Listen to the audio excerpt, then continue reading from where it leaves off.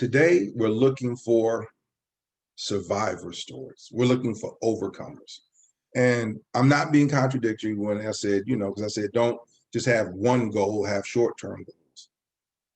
I'm not doing this today to say, just set this one goal. But when we see people who have overcome, when we see people who've made it through, and we hear those stories, they motivate us. They move us. They help us to get a sense of hope, a sense of purpose, and they might even reinvigorate us where we stop, or they might help invigorate us to move quicker or to move better or to move smarter.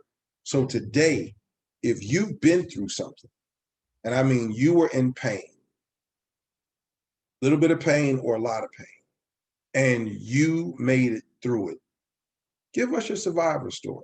Just shoot a little video, give it a couple minutes, and tell us what you've been through, an idea of how you got through it, and give some encouraging words. Let people know that it is possible. And I'm going to start because after my car accident, I was beat up.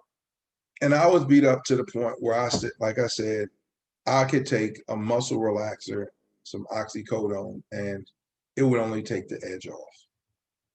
Literally, maybe give me a half hour.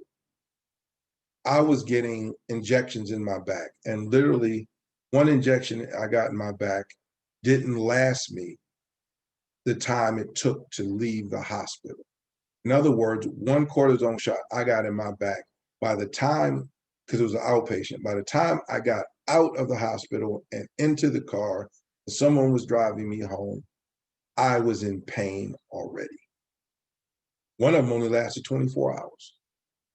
But through the help of medicine and my faith in God and my desire to find out things I can do to help myself get better, I've lost a lot of weight that I gained during that time because I was very sedentary. Like, I wasn't moving. I was sleeping most of the day. And even when I was at work, I'm a doctoral intern and, I'm working at an outpatient. So I'm sitting, I'm talking to people. I'm not doing a whole lot of walking and back and forth.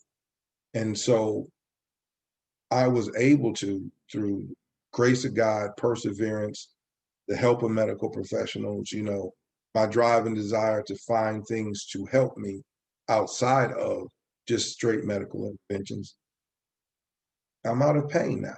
Now, I do have reoccurring pain. In other words, there's a level of pain I feel when I get stressed or exhausted that I didn't feel before the accident.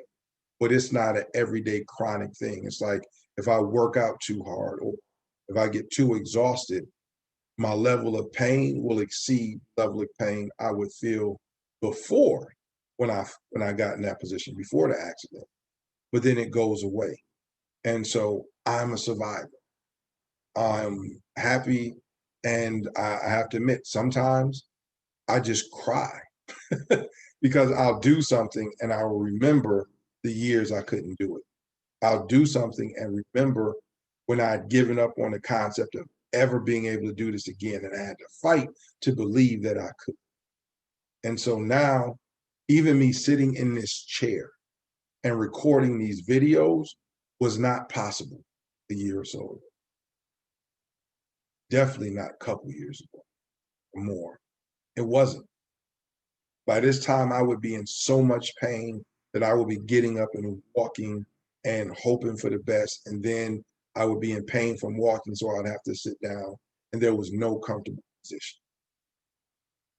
But now I can sit for extended periods of time, and I can record all of these videos, for uploading, and I'm good. So I'm a survivor. And I'm a survivor who at one point had lost faith and hope in everything except God.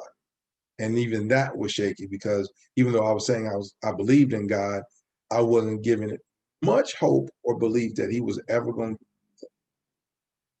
But by the grace of God, help of the medical professionals and drive, I'm better.